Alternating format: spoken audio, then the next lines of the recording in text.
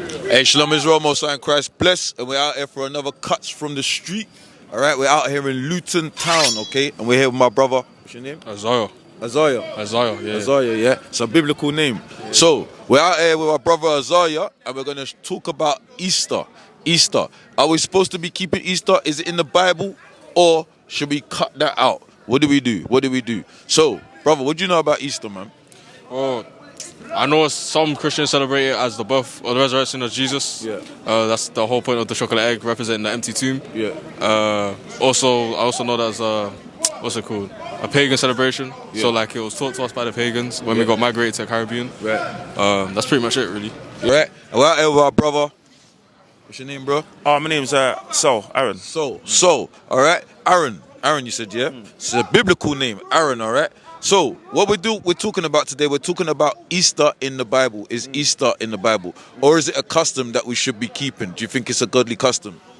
No. No. Why would you say that? I believe these holidays or these Christmases, these Easters, these particular things are to celebrate deities that are not accustomed to us. So I don't celebrate Janus again. I used to, yeah. To be honest, we all did, I think. Yeah. You know what I'm saying? Yeah. You know what I mean? I'm not fully into the whole, but I'm just saying my thing, and I do support, because I have an Israelite show every Friday. But what I don't like to do is say that I'm something and I'm not. Yeah. Does that make sense? No, I understand. Yeah. You like, everyone has their timing, innit? The scripture says, wait on your ministry. Yeah, exactly. So you never know what your time is, what's for you in your future. You know what I'm saying? Yeah. But the good thing is that you're already pushing the truth on what you're doing already on your platforms. You know what I mean? So that's a great thing. I feel like the story of Jesus and the empty tomb and him resurrecting from his crucifixion, I feel like that's in the Bible. 100% it is in the Bible, yeah. But not so much the celebration of Easter and all the eggs and all of that. Right. All right, let's get into it, all right? So, Darren, what I was going to say, man, you know, Easter is pushed across the world, you know. Was it eggs, Easter bunny, and all this type of stuff like that? Yeah, okay, so we want to find out if it's biblical, okay, and is it something that we should keep? What do you think? I've never seen it in the Bible, ever. Never seen it in the Bible. And another thing is, what about the churches? Do you see the churches doing it? I have. I grew up, got baptized when I was younger, grew up in a church, and yeah, man, every Easter they celebrate the Easter bunny and the eggs and the whole lot, man. It's crazy. You see that? So the Christian church is even keeping it as well. And they carry themselves by the Bible. They say that they're a Christian state. Okay, so let's see if Easter is in the Bible or it should be kept. All right, let's get Acts chapter 12 again real quick. Acts chapter 12 and verse 1. Now by that time, Herod the king stretched forth his hand to vex certain of the church and killed James, the brother of John, with the sword. So this was Herod. Herod was a white king. He was good. He was over Israel during this time, all right? And he wanted to kill Christ when Christ was born. Why? Because he knew that Christ was going to take over at some point. So he knew in time, we better deal with this real quick. So at this time, he's just caught James and killed him. And because he saw it pleased the Jew, and because he saw it pleased black people, he proceeded further to take Peter also. So the white king took the black man, killed him, and the black people was like, hey! And they said, you know what? If they agree with me, let me get another one of them. Then were the days of unleavened bread. Now, Darren, what were the days of unleavened bread? What do you think that's called? Oh, the Passover? The Passover. Do you know what the days of unleavened bread is? I'm not too sure. I think it was when you had to give thanks and then you made unleavened bread and you ate it in order to... What other feast is that? It's another name for it. You have to let me know because I can't. Yeah, no problem. Luke, you got that? Luke chapter 22 verse 1. And verse 1. Now the feast of unleavened bread drew near, which is called the Passover. You see that? So the feast of unleavened bread was the Passover. So Herod wasn't keeping the Passover, but the Israelites were keeping the Passover during that time. What was Herod doing? And the chief priests and scribes sought how they might kill him, for they feared the people. Then entered Satan into Judas. No, jump back up to where. No, go back to. My bad. Go back to Acts. Acts chapter 12 and verse 1. Now by that time Herod the king stretched forth his hand to vex the certain of the church, and he killed James, the brother of John, with the sword. And because he saw it pleased the Jew, he proceeded further to take Peter also. Then were the days of unleavened bread. And when he apprehended him, he put him in prison and delivered him to 4 quaternions. So he put Peter in prison. Why? Of soldiers to keep him, intending after Easter to bring him forth to the people. See that? Because they were keeping Easter. Herod, the Edomites, were keeping Easter. So they said, we keep Peter in prison until after Easter we deal with him. Right? But what was the feast that the Israelites were keeping? Passover. The Passover, Feast of Unleavened Bread. So how today did we keep this? How today have our people put this custom into our thing? Go to Daniel 7 and 25 again. This is how.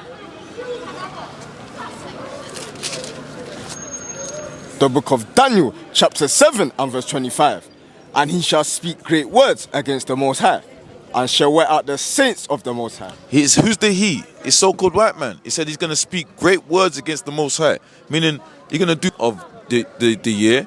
But guess what he said? Oh, it's the spring month. We're going to put Easter to a false goddess, right? Which is beginning of spring month for their false goddess, which is the goddess of fertility or Esther and all these. Do you know what I'm saying? And think to change times and laws. And that's what they did. They changed the times and they changed the laws. Because remember, it says about Christ rising on the 3rd day, right? And then they only say, oh, okay, in Easter, in the world, they say Easter Sunday, Good Friday, Easter Sunday. Yeah. But that's not 3 days. That doesn't complete 3 days at all. Okay, 3 hours doesn't make from Friday to Sunday. But this is what they've done. That's why it says they changed times and laws. Because they changed the time. Go to Genesis chapter 1 and verse 5 real quick. Because this is very important. When we understand this, we understand, oh, okay, he has really changed the times and laws. Genesis chapter 1 and verse 5. And God called the light day, and the darkness he called night.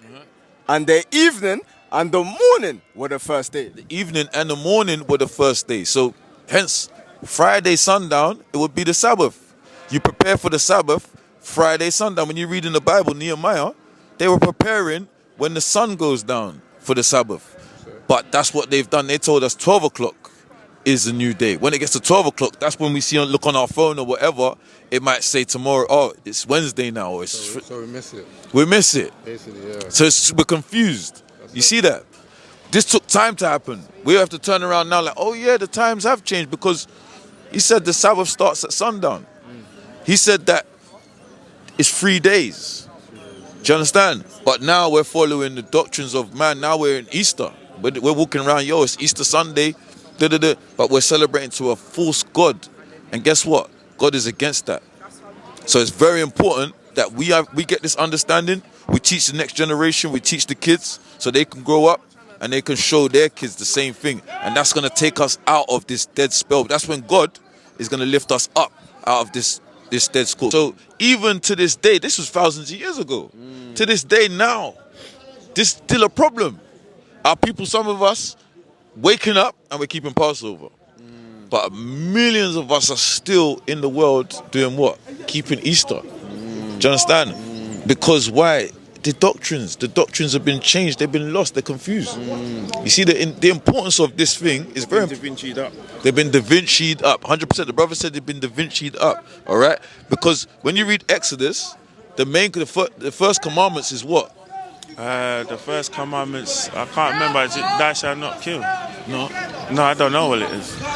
It says about it's something to do with idolatry, not bowing down to other gods. Oh, that's the one. Yeah. Thou shalt not worship no other god apart from thy own. Yeah. So what is Easter? that's worshipping other gods, isn't it? It's a goddess of fertility. That's what they say. That's right. Goddess of fertility. Yeah, Easter bunny. Easter bunny. Yeah, right? yeah, that's right. So that's what the eggs is representing. It's representing that's Fertility, right? That's right. Yeah. So that's a goddess which they put forth, the Romans, which is way before Rome, but they bring it forth every new dynasty.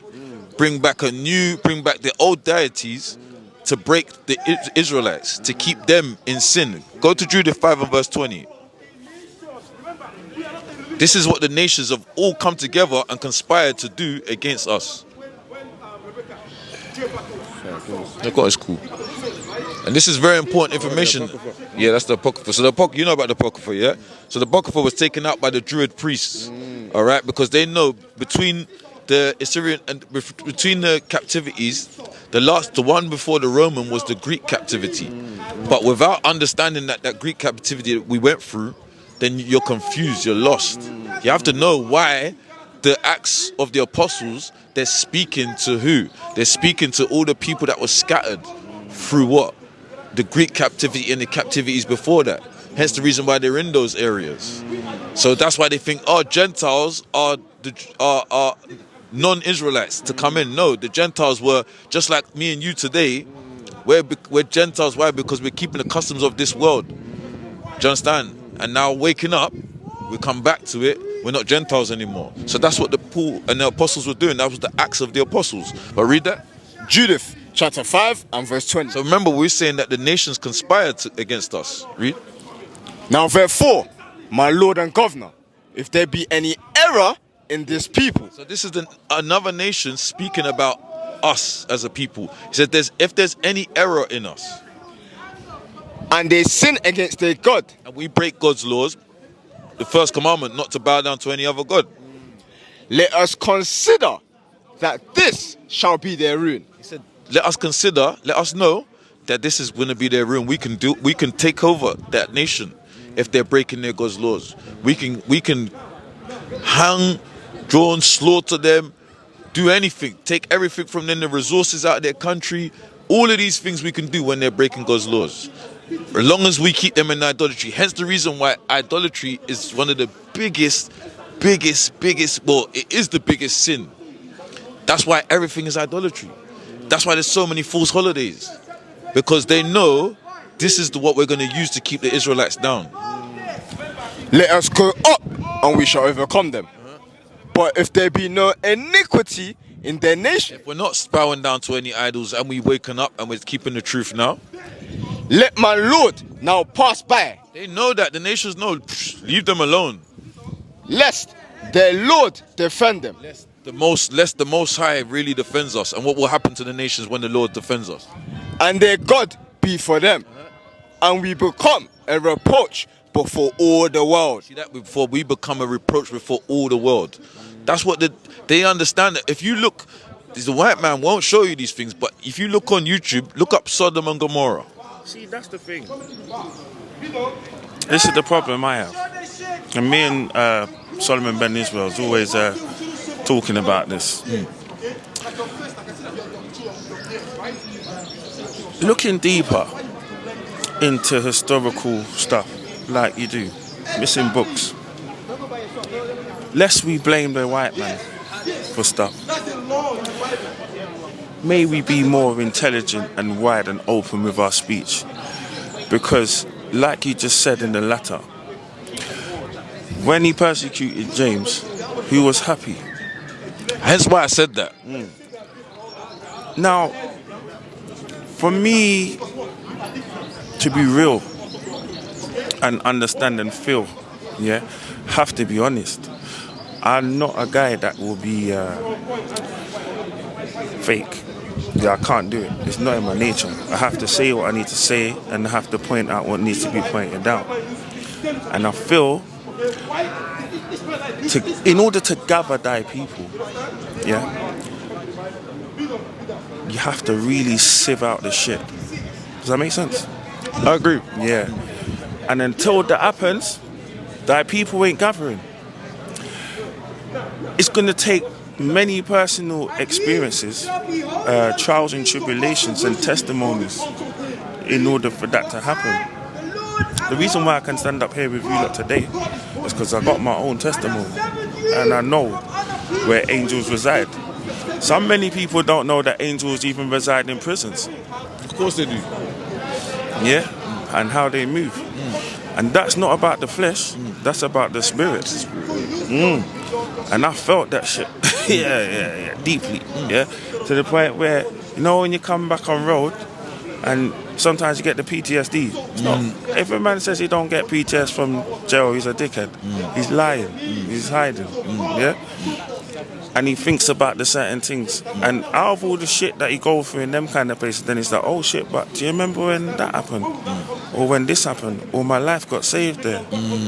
What colour was they? Was that the flesh or was that the spirit? Was that the blood? Where was it coming from? Can I trace that DNA? No, let me just give thanks. 100%. So go to Hosea 5:15, what the brother's saying. You're right.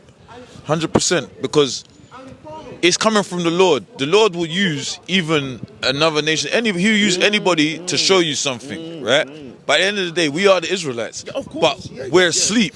Where we fainted, so where we fainted away from this Bible, he will use different things to wake us up. Like you said, and we have testimonies, everyone does. And this is a key thing, what you said. Hosea chapter 5 and verse 15. I will go and return to my place till they acknowledge their offense. So God said he's going to go, leave you. I'm going to leave you until you acknowledge what you've done wrong. Every single one of us. And seek my face. In their affliction, they will seek me. Hear that? In their affliction. When they're going through something, that's when they learn. Like you said, prison, you got the awakening. A lot of people, they don't get awakening until they go through something. Yeah, that's what God says. He says he knows these people. He knows, listen, when they go through something in their affliction, that's when they're going to seek me early. They're going to wake up early, Lord. You know what I'm saying? When you're in prison, early, waking up, Bible, do you understand? That's when you get closer because you're more in touch. You're more in tune. The Lord knows that. All these distractions, the nations know, all these distractions, what we was reading in Judith 5, keep these Israelites distracted. If you keep them distracted, then what? We keep them in sin, then we can do what we want with them. Yeah, we built the world, brother. We built everything. The Great Wall of China, the White House. We built so many things. Our country's got all the minerals, all the money, but yet we the poorest people on earth. Our people walking around docile. Why? Because we broke God's laws. So like you said, it's not against the white man. It's not against the thing. But guess what? God is against them. God is against them. Why? Because they forwarded our punishment. They're keeping us in this state. They're not showing us the truth. Do you understand? They've go to Psalms 83 real quick, the last scripture, because we don't want to speak from our own words, as you know. Because they know, they've conspired. It's not like you can feel, like you said, you can feel things. You can feel, most black people, they can feel it. They're like, wait a minute, I don't feel included, or I'm secluded. I know what you mean. I do know what you mean. But you just pretend that you don't see it. It's like the elephant in the room. You know what I mean? Everyone pretends that I don't really feel like that, and they try to go around white people and they hang around this person, but they can feel a bit. But then you could say that I've been in situations where it's been the opposite. 100%. But that's what it said about what happened to Christ. Who turned on Christ? Who was the one that brought him to Pilate?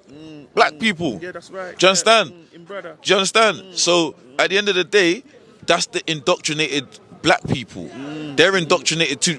Remember, the people at that time was indoctrinated with what? Easter. They were following Herod. They were happy with what Herod's doing.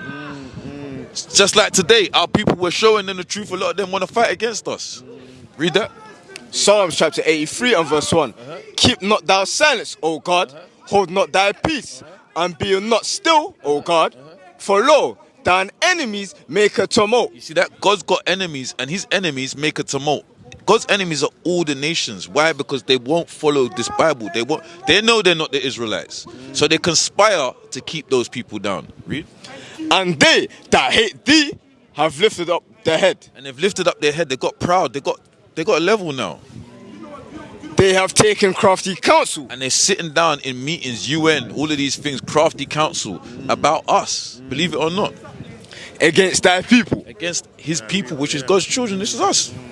and consulted against thy hidden ones. And they consulted. How did they consult it? By doing what? Let's put Easter, bring back this, bring back that, bring back Christmas, bring back thing, bring back this, bring back all these idolatrous customs to keep them in idolatry. Why? Because we know their God hates idolatry. That's the first commandment. For they have verse 4, they have said, come and let us cut them off from being a nation. How did they cut us off from being a nation? They put us in slavery and then put all different doctrines out thereafter. Do you understand? So even though our people are indoctrinated and confused, and they've always been, guess what? There's a nation that forwarded our oppression, which is the Edomites. That the name of Israel might be no more in remembrance. Because they don't want us to remember who we were. Cut off the name. You see that? And when you read down, it goes into who the nations that did it. Made Israel a desolate place, as an illegal country, you know? Exactly. You see that? So what are we doing? We're out here showing our people. There's a lot of confusion. Go to Matthew 27. Matthew 27 and verse 46. So what we're doing, we're showing you in the Bible. We're showing you that these things are in the Bible. The truth is out there, but we've got to seek it and we have to read. And if we don't read, we won't grow, we won't learn. Matthew chapter 27 and verse 36. Verse 46. And about the ninth hour, Jesus cried with a loud voice, saying, Eli, Eli, la sabachthani. That is to say, my God, why hast thou forsaken? So it says it's the ninth hour, right? The ninth hour, would you know what that would be? No, I can't learn. The ninth hour, according to the Roman clock, will be 3 p.m. Okay. Yeah? Some of them that stood there, when they heard that, said, this man calleth for Elias. And straightway one of them ran and took a sponge and filled it with vinegar and put it on a reed and gave him to drink. The rest said, let us see whether Elias will come to save him. Jesus, when he had cried again with a loud voice, yielded up the ghost. And behold, the veil of the temple was rent in twain. So he died here. He was dead. Okay, that was the ninth hour. He died, right? Now jump to, 3 p.m., right? Now jump to 28 and verse 6. I believe it's 28 and verse 6. 28. Yes, sir. Matthew 28 verse 6. Verse 6. Yeah, read that. Matthew chapter 28 and verse 6. He is not here, for he is risen, as he said. Come, see the place where the Lord lay, and go quickly and tell the disciples that he is risen from the dead. And behold, he goeth before you into Galilee. There shall you see him. Lo, I have told you. And they departed quickly from their sepulchre with fear and great joy, and did run to bring his disciples word. Verse 9. And as they went to tell his disciples, behold, Jesus met them, saying, O hail. And they came and held him by the feet and worshipped him. So go back to 27 and verse 64, sorry. 46. 64, yeah. Matthew chapter 27 and verse 46. And about the ninth hour, Jesus cried with a loud voice, saying, Eli, Eli, lama sabachthani. That is to say, my God, why hast thou forsaken me? Now jump down to verse 63. Verse 63, saying, Sir, we remember that deceiver said, while he was yet alive, after 3 days I will rise again. So that's what they said. They know that Christ said that. Read on. Command therefore that the sepulchre be made sure unto the third day, lest his disciples come by night and steal him away and say unto the people, he is risen from the dead. So the last error shall be worse than the first. So they knew, okay, he said this, so let's double check. This is clear information. The people saw, everyone that was there at the time, they saw it. They said, listen, let's make sure that this isn't a lie, what's happening. Okay, now read on. Pilate said unto them, ye have a watch, go your way, make it as sure as you come. Verse 28. 28 verse 1, sorry. In the end of the Sabbath, as it began to dawn toward the first day of the week, came Mary Magdalene and the other married. It says on the end of the Sabbath, when it became the first day of the week. The end of the Sabbath is when? The last day of the week, the rest day, the day of rest. So that is the Saturday, right? That is the Saturday. The end of the Sabbath, that's what it was, a Saturday then, right? And it was going into the first day of the week, which is Sunday. When you look at the calendar, they know that. They have it on a Sunday. They know Sunday's the first day of the week. Came Mary Magdalene and the other Mary to see the sepulchre. They went to see Christ there. And behold, there was a great earthquake, for the angel of the Lord descended from heaven and came and rolled back the stone from the door and sat upon it. So this is after the Sabbath, right? So this is the Sunday. His countenance was like lightning, and his raiment white as snow. And for fear of him, the keepers did shake, and became as dead men. And the angel answered and said unto the woman, Fear not ye, for I know that ye seek Jesus, which was crucified. He is not here, for he is risen, as he said. Come, see the place where the Lord lay. See that? So he was risen. That was the third day. And go quickly and tell his disciples that he is risen from the dead. And behold, he goeth before you into Galilee. There shall you see him. Lo, I have told you. And they said, departed quickly from the sepulchre with fear and great joy, and did run to bring his disciples word. And as they went to tell his disciples, behold, Jesus met them, saying, O hail. And they came and held him by the feet and worshipped him. You see that? So they met him, they saw him, they saw that, listen, this man has done exactly what was said. 3 days. He died on the 9th hour. That's it. Exodus chapter 20. Why is this so important? Because a lot of our people say, well, all right, cool. We're celebrating to a wrong God. We didn't know. It's false. Okay. But what's it going to do to us? Exodus chapter 20 and verse 3. Thou shalt have no other gods before me. So this is the first commandments. Don't have any other gods before me. What is Estri? And then they say it's Easter, but the original name, I think, is Eostre, which is the pagan goddess that goes back to the ancient British druids and all this foolishness. Right. Yeah? Thou shalt not make unto thee an graven image. And that's what they did. That's a graven image, which is Easter. They got the eggs, the woman with all these eggs, fertility eggs over her. But that's what the eggs represent. So our kids are doing Easter egg hunt, but it's representing fertility. So it's like it's destroying their mind. They've changed the times and laws already. They're already confused there, and now they're serving the wrong gods. Go to the bit where God says he's a jealous God. I'm a jealous God, visiting the iniquity of the fathers. Verse 5. Thou shalt not bow down thyself to them, nor serve them. For I, the Lord thy God, am a jealous God. You see that? He said, don't bow down to them or serve them. What are we doing when we're doing keeping Easter? We're serving them. People say, oh, it's not that bad. I'm in church, but it's not that bad. No, it is that bad. You're doing Easter egg hunt in church, it's very bad. If you're doing you're celebrating Easter in church, it's very bad, because you should be keeping the Passover, and the pastors should be teaching them that.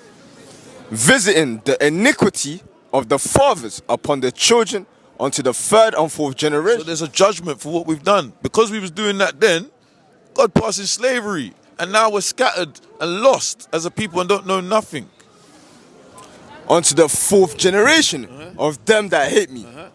And show mercy unto thousands of them that love me. And you get him showing mercy to us, couple of those that love him. How do we love him? By keeping his commandments. We're waking up. Okay, we're realizing it's a doctrine and learning and coming out and teaching our people and changing ourselves and stopping to keep those doctrines of this world.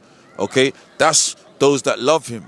That's what this is about. So we need to show our people this and empower each other in order for us to grow as a nation, and that Christ will redeem us from our captivity.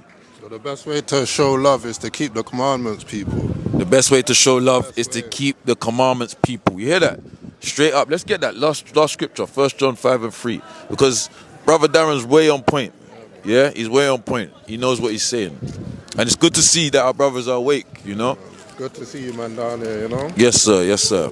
Plenty of Israelites down here that don't even know, do you know what I mean? They need to be shown, so good to observe my brothers them together and doing God's work, you know? 100%. All praise to the Most High. 1 John chapter 5 and verse 3. For this is the love of God, that we keep his commandments. So that's what Darren said. This is the love of God, that we keep God's commandments, all right?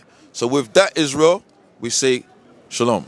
Shalom. What is a nation? Nation is family. Nation is community. Nation is men leading by example. Nation is women's support. Nation is children with role models. Nation is unity. Nation is